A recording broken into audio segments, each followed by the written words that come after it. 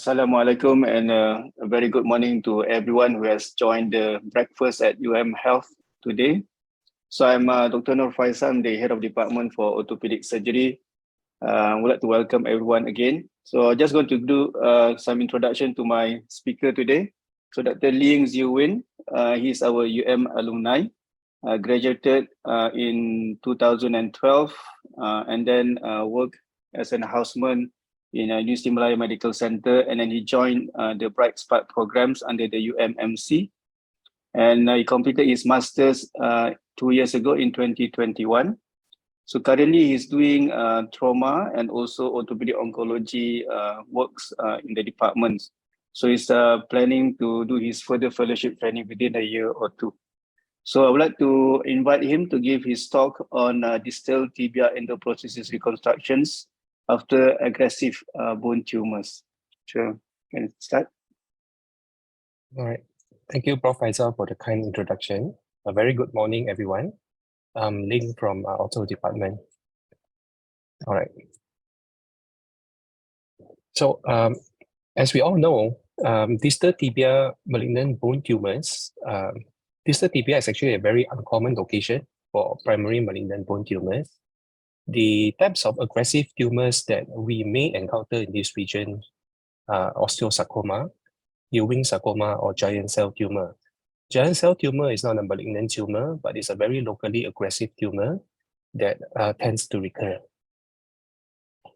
So as for the treatment options, historically, amputation is the treatment of choice of this sort of tumors. But as we progress, as our technology advances and our surgical technique advances, limb salvage has become a viable option in managing such cases.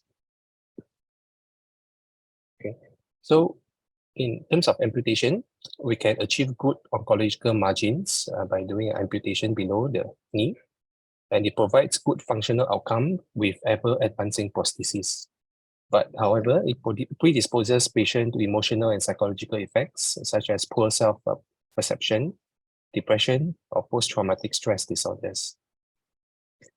Limb salvage surgery, on the other hand, it's harder for us to achieve adequate surgical margins because distal tibia, we have a very small tissue envelope over that region, and the bone is actually in close proximity to the neurovascular bundle and the tendons that attaches to the foot. So we have a few prerequisites to perform limb salvage surgeries for this sort of cases. So the patient shouldn't have any the tumor shouldn't have any soft tissue extension. There shouldn't be any pathological fractures. The neurovascular bundle shouldn't be involved. And we usually reserve it for patients that refuse amputations. So some questions. How is the patient survival rate compared to amputation? So in this article by Andreas Fernandez, so in 2012, there's similar survival but better function for patient after limb salvage versus amputation for distal tibia osteosarcoma. So with development of more effective chemotherapy drugs and modern surgical techniques, limb salvage surgery can provide acceptable survival rates and functional outcomes. So how is the patient's functional scores compared with amputation? So from a systematic review published in 2021 by Chow, the mean functional MSDS score of patient received limb salvage is higher than those amputated, 77% versus 70%. So what are the complication rates compared to amputation? So as we know, limb salvage involves greater sophisticated reconstruction after resection of the distal tibia. So because of that, there is a higher rate of complications compared to the amputation group.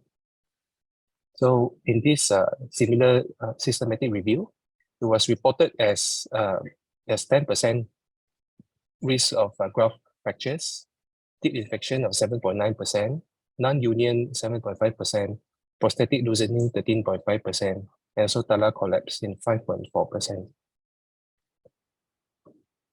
So in a nutshell, amputation, limb salvage has similar survival rates, but better function, but higher post-operative complication due to the complexity of the reconstructive procedures.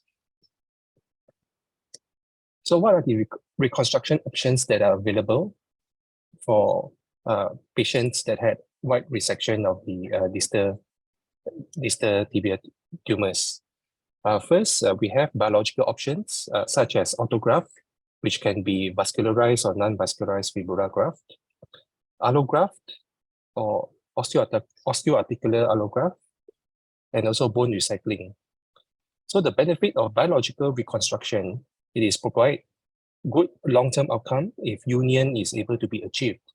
But the drawbacks is the patient requires long immobilization because recycled bone and allograft takes 6 to 12 months for it to heal. And then there's a very high risk of implant failures if there's non-union. And biological reconstruction requires the ankle joint to be fused. So the patient lost the movements of the ankle joint. Non-biological option, on the other hand, involves endoprosthesis reconstruction. So the benefits for endoprosthesis reconstruction is it allows immediate weight bearing after surgery and mobilization, and the ankle range of motion is preserved. The drawbacks is the long-term longevity of the implant is not known, and then there's risk of implant loosening and prosthetic joint infection. So we wanted to share our unique experience in performing distal tibia endoprosthesis reconstruction. So far, from 2007 to 2021, we have 10 cases of distal tibia endoprosthesis reconstruction. So we performed it in 10 patients with diagnosis of giant cell tumor, mainly 6 patients, 2 patients with osteosarcoma of the distal tibia, 1 patient with Ewing sarcoma, and also 1 patient with pleomorphic sarcoma. So the selection criteria for us to perform this procedure is there's no soft tissue involvement of the tumor and no pathological fracture. The neurovascular bundle is not involved, and we offer it to patient who refuses amputation. So the implant that we use, okay, is a custom-made implant from India, from a company named Ostion, Eagle Ostion Technologies. So this is a plan sketch by the implant company engineers. So the implant consists of a stem, which we implant into the distal tibia, okay, with a cement, okay, and then this is the body. This is the body of the implant, and ends with a dome that can be fixed to the talus. So the length of the resection is decided by the surgeon, and the implant is made of titanium alloy. The joint at the ankle is a hinge ankle joint. The distal part of the implant consists of a saddle, okay, that can be cemented to the talar dome and secured with screws. So this is the look, this is the appearance of the implant, okay, after final implantation. So proximally, the stem is inserted to the tibia with cement, and then distally, the dome is fixed to the talus, okay, with cement, implanted to the talus with cement, and then secured with screws. And the dome articulates with the prosthesis via a highly cross-linked polyethylene. So how do we evaluate the functional outcomes of the patient undergoes this sort of surgery? We use Musculoskeletal Tumor Society score, MSTS score. So the components, there are actually 6 components in the MSTS score: pain, function, emotional supports, walking ability, and also gait. So we score them from 0 to 5 for each component, and then the score is converted into numerical percentage. Also, we assess the patient's ankle range of motion and patient's gait during our outpatient follow-up. Okay, so these are the results that we have. Okay, so in total, we have 10 patients. Okay, we have 1 patient that we lost it to follow-up. Okay, a patient with female lady with pleomorphic sarcoma. She's a foreigner. So after surgery, she didn't came back to us for any follow-ups. Okay, so among the 9 remaining patients that we have, we follow them up from 15 months to 112 months. Okay, the first patient that we did this sort of procedure is in year 2007. Okay, there are two patients that we follow up them briefly, 4 months and also 7 months, because they died of advanced disease. Okay, so patient with osteosarcoma, okay, died of a disease because of lung metastasis and local recurrence. He actually had chemo-resistant osteosarcoma, so that's why we lost him after 6 months. After 6 months after surgery. Okay, the other patient is a patient with Ewing sarcoma. He died because of a very advanced disease. He had brain and also lung metastasis. Okay, after 4 months after surgery. So the functional score reported among all these patients actually quite good. It ranges from 73.33% up to 100%. Okay, and then averages out as 87.78%. So the complications that we encounter, we have 2 patients with local recurrence, and also 2 patients with wound breakdown, and also one patient with wound breakdown, and also 1 patient with prosthetic joint infection. The patient with prosthetic joint infection happens around 1 year after the surgery. She requires multiple washouts, and in the end, a patient opted for below knee amputation 3 years after the index surgery.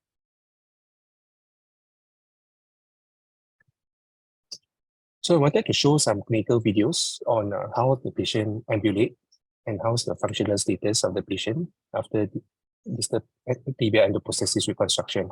So the first patient, this patient actually did his surgery 5 years ago.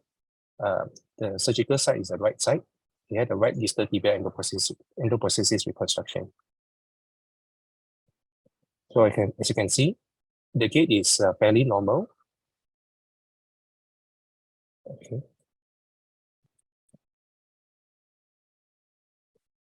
And then he's able to squat. Okay.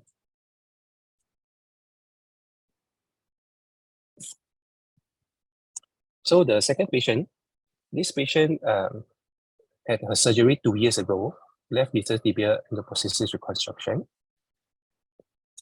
Okay. He's walking in a normal gait.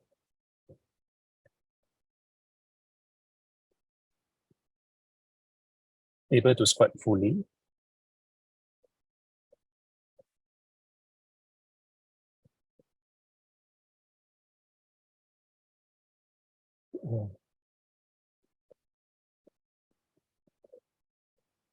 Okay, she's able to stand with a single leg. And then she had very good range of motion of the ankle joint.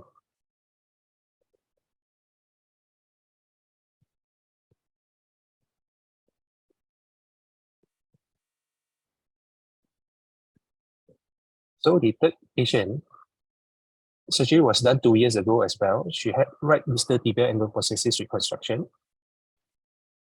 So her gait is also normal. Okay. Yeah, she's able to squat, but only up to halfway.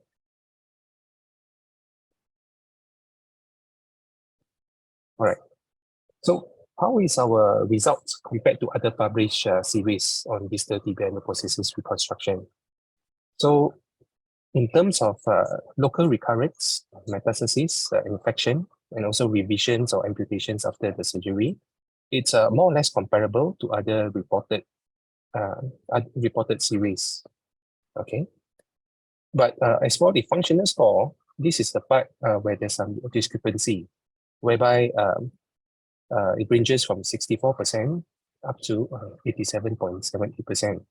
I think this is due to the fact that there's different types of distal tibia endoprosthesis implants available in the market. Okay, ours is a hinge type of implant. Okay, some other companies provide implants which is a saddle joint type of implant, which tends to loosen out after some time. Okay, whereby the functional score differs in between various institutions. So in conclusion, reconstruction of the distal tibia after resection for primary bone tumors with a distal tibia endoprosthesis yields good functional results with a high functional score and acceptable oncological outcomes. Therefore, this procedure can be considered as an alternative to amputation in selected cases, provided by patient understand the risk of increased risk of infection, as well as increased risk of local recurrences. Thank you very much. Very nice to see that the patients are doing quite well after the surgery. This is some of the challenging surgery because the ankles, as Dr. Ling has mentioned, the soft tissue coverage is very thin, and most of the tendons, the vascular structures are nearby to the bones. So, do you think that what are the most important inclusion criteria in order for them to have a successful outcome from the surgery, Dr. Ling? The main important criteria for them to have a good functional outcome is the preservation of the neurovascular bundle. Okay, because without, if the neurovascular bundle is involved, definitely the treatment will go ahead with below-knee amputation. Yeah, I think that's quite true. Okay, and there's one question from Prof. Chan. For the two patients that died because of the advanced disease, was a PET scan done to determine if they had distant metastasis before the reconstruction? Do we know the staging of the two patients that died because of the advanced disease? Were they presented with metastasis prior to the surgery? Okay. Do you have the details? Out of the two patients who died, as for the osteosarcoma patient, there is no distant metastasis upon diagnosis prior to the surgery. But for the Ewing sarcoma patient, the patient already had a lung metastasis upon presentation. Yeah. Okay. Thank you. Is there any other questions from the participants?